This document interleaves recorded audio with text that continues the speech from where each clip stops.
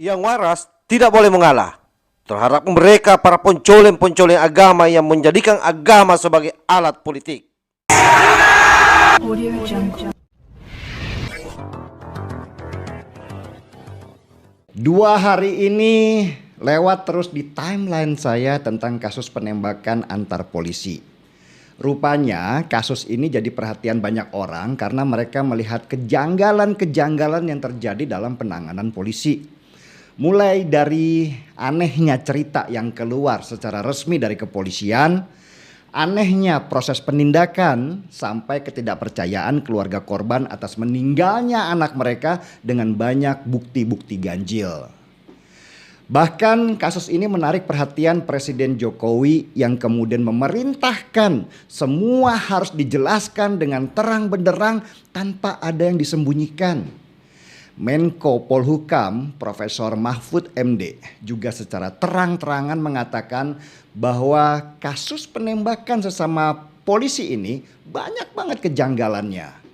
Kapolri juga turun tangan langsung mengambil alih konferensi pers supaya bolanya tidak menjadi semakin panas dan liar. Kasus penembakan yang menewaskan seorang anggota polisi oleh seorang polisi itu memang banyak janggalnya. Banyak detail-detail peristiwa yang gak cocok ketika dibenturkan dengan bukti dan saksi. Seperti misalnya ketua RT yang mengaku tidak mendengar suara tembakan. Padahal dalam cerita resminya di sana terjadi tembak-menembak yang seru dan akhirnya menewaskan 1 orang. Bahkan ada lagi cerita seru dari ketua RT yang tinggal di TKP juga semakin menghangatkan cerita bahwa ada gerakan dari kepolisian untuk menutupi kejadian ini dari publik. Seperti penggantian CCTV di kompleks. Apakah penjelasan ketua RT itu benar? Belum tentu juga, karena harus melewati proses pemeriksaan dan penyelidikan dulu sebelum akhirnya mengambil keputusan. Dan orang Indonesia itu adalah para penonton sinetron. Mereka senang dengan apapun yang berbau konspirasi. Semakin tidak terjawab, ceritanya semakin seru dan menarik. Menjadi liar dengan segala kemungkinan-kemungkinan yang terjadi dan dikait-kaitkan seperti puzzle. Media-media juga memanfaatkan situasi ini untuk menaikkan traffic pengunjung ke website mereka.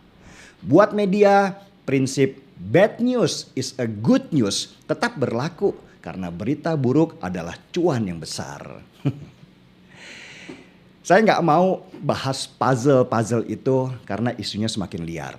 Sesudah Presiden Jokowi turun tangan, saya yakin kepolisian mau tidak mau harus membuka kasusnya dengan transparan karena ketidakjelasan informasi bukannya membuat kasus ini selesai, tetapi isunya malah menjadi semakin liar.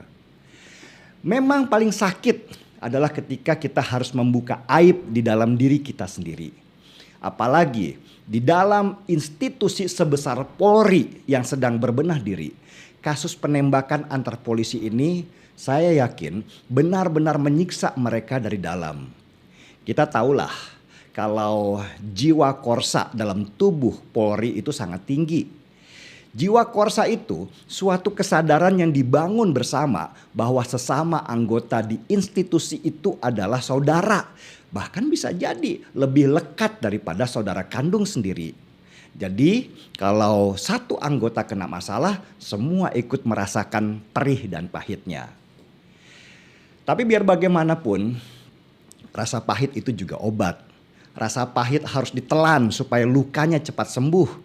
Karena buat institusi sebesar Polri, mereka harus cepat memulihkan kepercayaan masyarakat yang sekarang sedang goyang. Ada hal yang lebih besar yang harus dilindungi sekarang, yaitu simbol Polri sebagai pengayom masyarakat. Kalau pengayomnya saja tidak dipercaya, maka pondasi negara itu bisa rusak. Karena itulah transparansi untuk membuktikan apa kejadian sebenarnya, siapa yang bersalah harus segera dilakukan.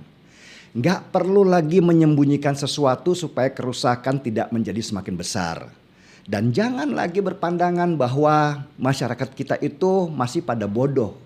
Arus informasi yang begitu luas membuat sudah banyak orang pintar dalam memilih mana informasi yang benar dan mana yang kamuflase.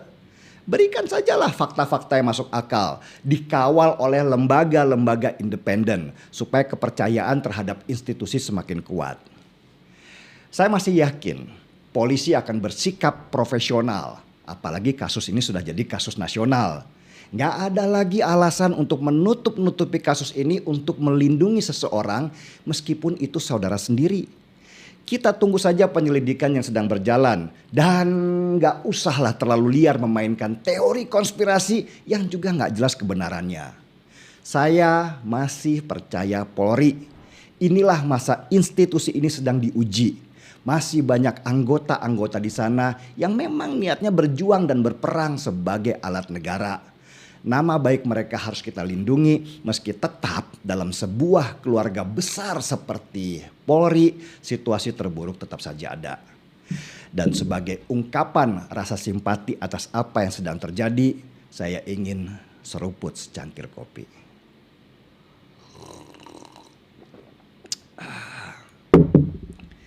Gaspol.